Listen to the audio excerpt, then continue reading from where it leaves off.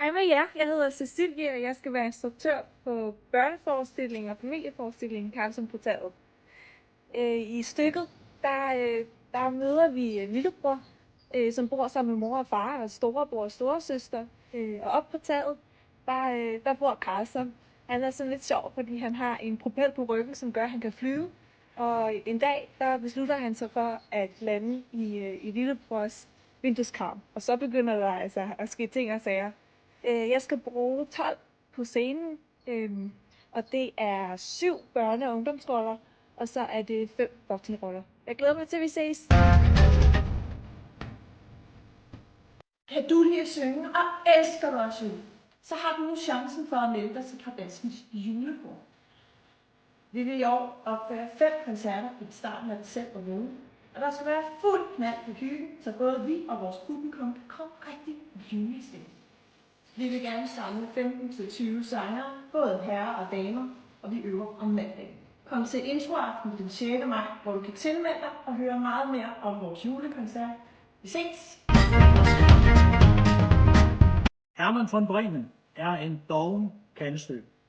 Han passer ikke sit arbejde. Han vil hellere bruge tiden på at diskutere politik sammen med sine venner. Og det går jo ikke. Så for at give ham en lærestreg, er der nogle borgere i Hamburg, der vælger ham til byens borgmester. Det er et rent fupnummer.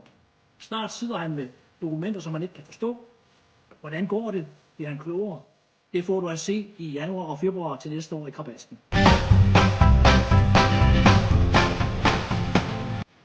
Op og gå er en hyldest til revyperler fra legendernes tid. Dengang hvor folk de strømmede til revyerne og teaterne for at opleve sådan som Dirch Passer, Daimi, Jørgen Ryg, Preben Kaas og Lille Broberg og mange flere. Og den stemning, den har vi tænkt os at genopfinde i Krabaskens ånd. Det bliver sindssygt sjovt, og der bliver dans, og der bliver sang, statusmonologer, alle sammen kendt fra gamle dage. Så meld dig til, det bliver byneskægt. Går du med en drøm om at være med i en danseforestilling, så har du chancen nu. På Krabasken skal vi for andet år i træk, i 2026, lave en forestilling kun med dans. Ingen replikker, kun dans. Det bliver en moderne jazzforestilling med masser af gang i den. Så har du danset før, eller har været en skuespiller, som kan lidt dans og har lyst til at være med, så kom til introaften den 6. maj og hør lidt mere. Hvis du vil have en forsmag på, hvordan en danseforestilling foregår, så kan du allerede nu den 23. til 25. maj komme og se vores forestilling Fragmenter, som spiller her på Krabasken. Vi glæder os.